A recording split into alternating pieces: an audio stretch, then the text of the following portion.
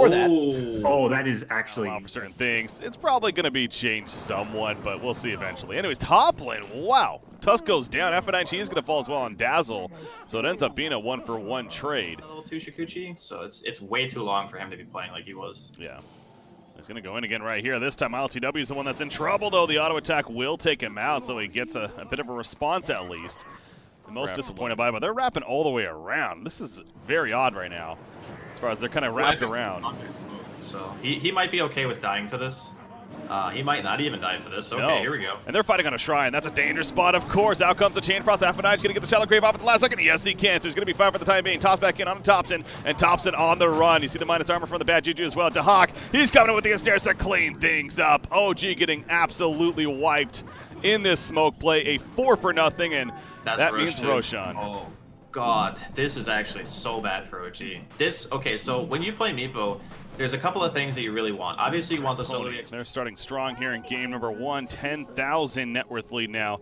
Ethereal Blade was finished on Meepo, and I think he went straight for it. He did not even get a blink at this point. So right into the Ethereal Blade. Massive burst damage. Speaking of that, Lich, he's found by Tiny, who's being played by Immersion. So again, technically the support Tiny roaming around. 1,800 gold saved up.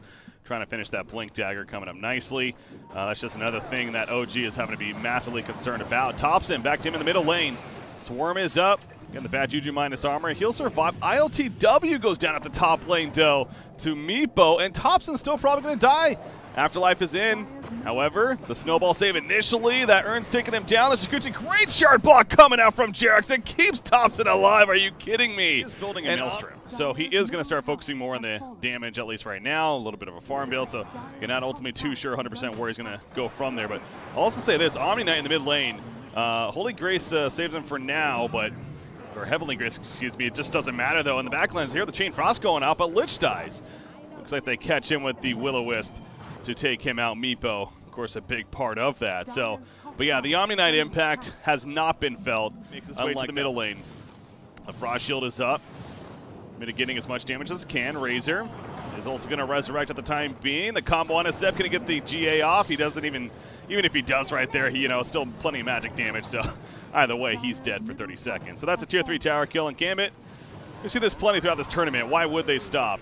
They're feeling cozy right now. Yeah, Meepo's not even bothering with initiation, and they just go back in. They kill No Tail. Jerax is going to get another nice shards here, but it doesn't matter. It's going to get hit by the Earthbind. This Rax is surely to fall. There's no way the AM can come to this fight. Like, if he TP's home, they're basically conceding the fact that the game is just over. Yeah. Like, this is, again, a ridiculously tough situation for OG.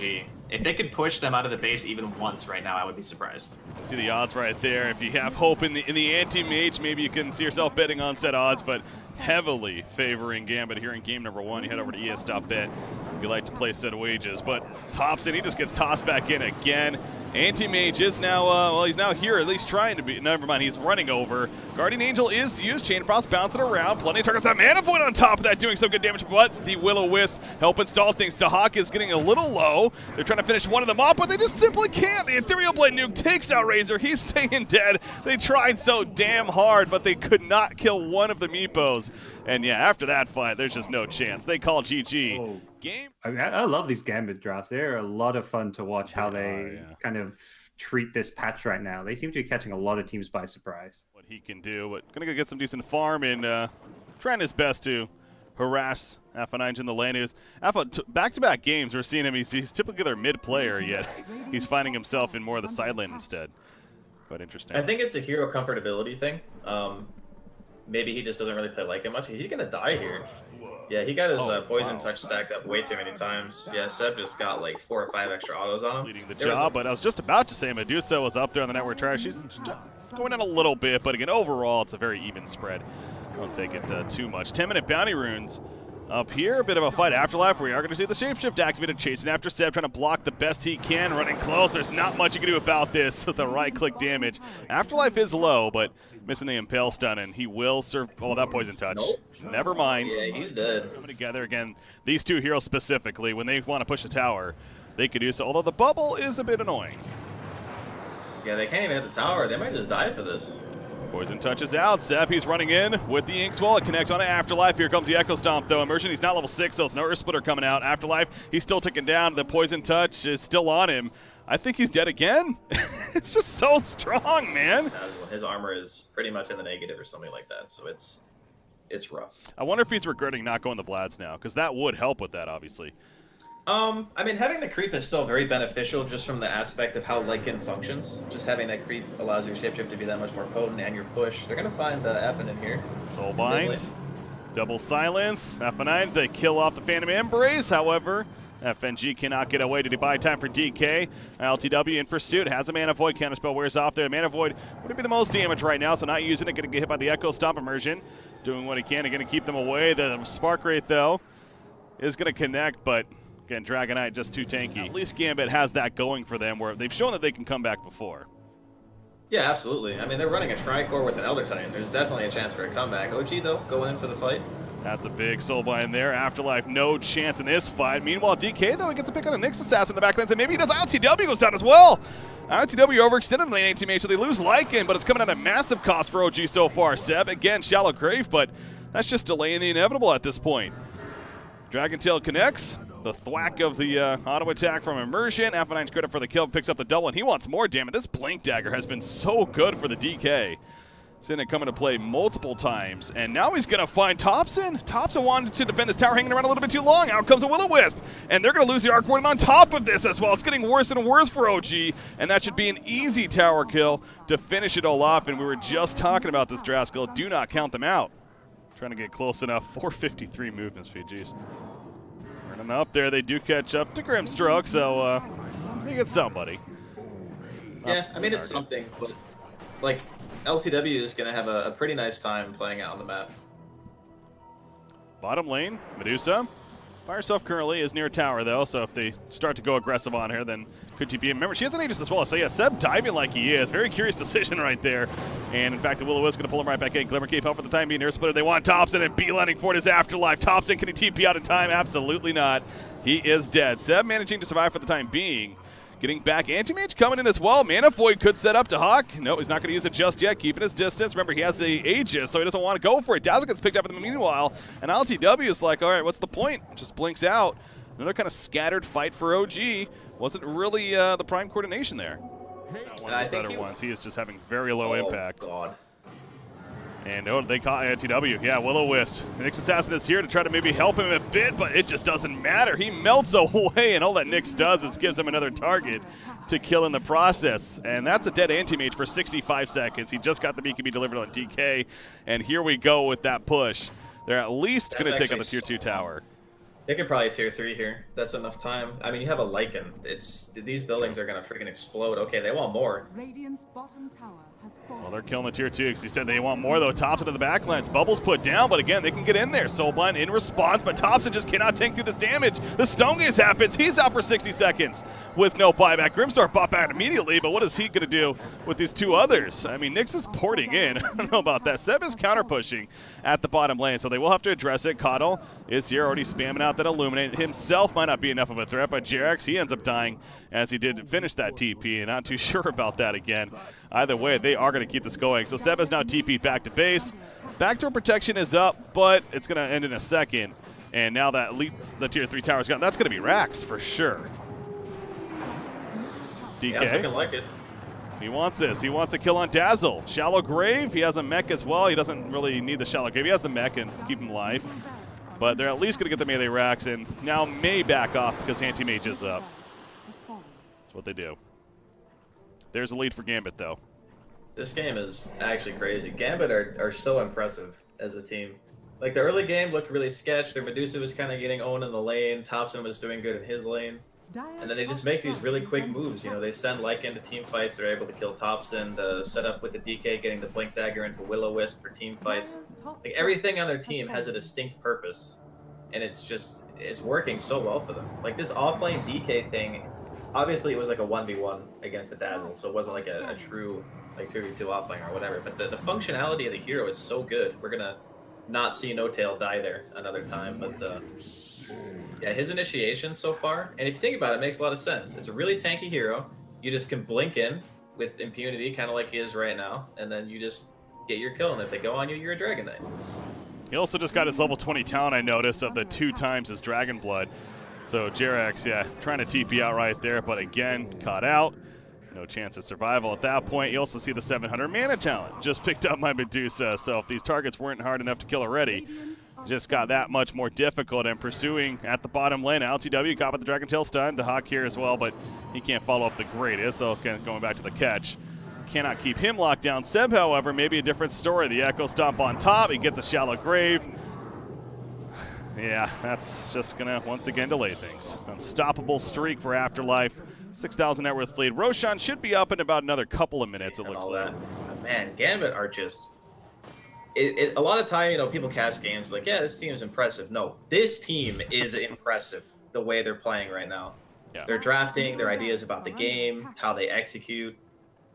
And this team's no joke. I go back to me, it just feels like they've really kind of figured out the pattern. They're one of the first teams to feel like they've done that. They've figured out the patch to an extent as far as 7.20, what heroes are really strong and what ways to adapt as far as the drafts go. We're rambling on, but No-Tail is just dead in the base. He buys back immediately. Obviously, Anti-Mage is still dead for 50. You look at the mid lane, though, Nyx Assassin, he's cutting the creep wave this whole time. He is going to end up dying for it, but JerAx at least accomplishing something out of it. And we'll delay things. They got things. backdoor activated, though, and that's big. The backdoor pretty much gives them enough time. There's not enough heroes here, I think, to cut through it. Okay, good God, it's like the entire zoo is coming down mid right now. That's just spooky. Jesus, that's like, 3 lanes together combined. So Anti-Mage, 20 more seconds, might be up by the time another fight happens, but DK jumps in. There's Afterlife popping the shapeshift, and Seb again with the shallow grave right at the last second. So this time, though, I don't think he's getting out of it. Thompson just using that Tempest double, and it's just Thompson at this point, although Seb will apply back on Dazzle, but Lycan's going right for the tier 4 tower. Why want Mega Creeps when they could just probably finish the game right here, right now? Thompson gets stunned immediately as he came into the fight. Shallow grave, saving the day again. MKB delivered to Medusa in the middle of the fight, or actually, I guess he just poured it in. The bots, and now with that MKB, well, they're going to kind of play a little bit safe as Gambit, but LTW back up. Trying to find his target, which ideally would be Medusa. Immersion is running at Dazzle back there. Oh, was that a Lincoln's? The Lincoln's actually was used, I'm pretty sure, on Caudle to prevent the mana void right there. That's what just happened. Yeah, the Hawks Lincoln's, that was a clutch play. That guy, he would have died for sure. He had like no mana. Ends up dying anyway, but... Yeah. So Caudle still goes down, but took him a little bit longer. LTW. Look at that chunk, man. It's crazy. That was one hit. Good God. Dazzle's dead. I mean, OG's just hanging on for dear life, but it really just feels like Gambit's going to break through right here at any second. Again, just cannot deal with the full force. LTW goes back in. Maybe this is an opening. He doesn't have a mana void, though, so best case burns the mana. Can't really make the most of it, though. He blinks away. DK is going to sit on top of him while the tier 4s continue to fall. There's a second one going down, so now the Ancient is exposed. OG, they're down a man in Dazzle, but so is Gambit. With the Keeper of the Light, LTW jumps back in, counterspell up, but that wears off. Can they get the stun on top of it? No, they cannot. The Lincoln's making sure to keep him alive, so he is very slippery on the Anti-Mage right now. OG doing enough to at least stay alive in the game. That Lincoln saved his life so hard there. That Mystic Snake connects, he loses the rest of his mana, he wouldn't be able to blink away. So I guess a little bit of icing on a very otherwise dry cake here for OG. Lots of action going to go on here, bot. Port coming in, JerAx opens. Thompson with the Tempest double. And that flux, but JerAx is the one that gets return fired on. As LTW hits the mana void, not enough initially, but the Hawk will fall in the end. BKB committed by Dragon Knight, trying to tank his ground against LTW, and doing so quite decisively. Obviously plenty of life still left, but with Medusa out, their damage threat is a bit weaker. Afterlife, though, kind of changes that idea. Gets a kill on Thompson in the backlines. He is staying dead, by the way, for 75 seconds. LTW's done a good job so far of kind of being the slippery target that still can make some kills happen, but JerAx not so much. He ports back in and dies immediately after the buyback. So LTW blinking to the left. He knows that he can be caught by Afterlife in that shapeshift. That blink cooldown kicking in right here. But Afterlife's, you know what? Let's just go for the Ancient. Let's just finish this game, he says. There is no fortification. And now Anti-Mage has to fight this, of course. The Inkswell back in. They're going to jump. Not the most damage, but stalling on top of the Ancient. Now lays to Hawk, though. He's going for the Ancient, and that'll do it. Gambit finally damage. So this is a bit different of a Clinkz lineup here. That is true. And Gambit likes to 5-man a lot, which I don't know if Klink's... he's definitely better than he used to be, like in team fights, because of the Burning Army. Yeah, but dropping here at his top lane. Yep, there he goes. FNG gets first blood. Yeah, mid should definitely be favoring the Klinks as time goes on. Do you want to... Because, yeah, you're actually a little bit... Am I way ahead of you? You're way ahead of me now, yeah. Let's take a look. There we go. No-till. Soul Assumption nuke. One more attack needed. No, he's going to juke through. There's the Soul Assumption finally coming through, though. And they finish the job. Jirax, can he get out of here? Roll back in, and he too goes down. So it's a 2-0 up here for Gambit. And they ultimately win up here. Dahak with the double kill. Familiar is, of course, online for Dahak as he's level 7. Using them to farm the jungle a bit, but now they're coming back top lane. It's right now just Oracle. There's a roll again, going to be whiffed, though. He's having trouble landing a couple of these. Slows him down. Great job with the Purge right away with the Fortune's End. But Jirax lacking mana now. And they should be able to just simply run him down with that medallion into even a right away Solar Crest. We'll see if that's a similar idea. I heard a Primal Roar back here. Yeah, coming out, Astral Imprisonment. I believe that's a Lich under that as a great Magnetize on top of the Swashbuckle. This is a big chance. Jumping in with the Rolling Thunder. LTW, he's getting low. Can he center? No, he doesn't even have it. Never mind. They lose 1. They lose 2. They're going to lose LTW on terribly. Most likely that Magnetize was huge from the Earth Spirit. They dive to kill the Lich, and boy, did it cost them.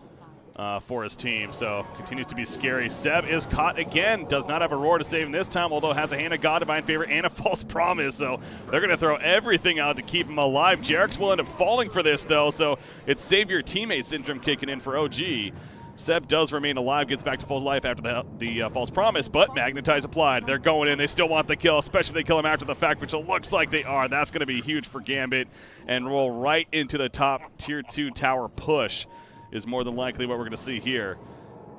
Or maybe not. They don't have creeps yet. I think there's a cart or something top that's like blocking the wave from coming forward.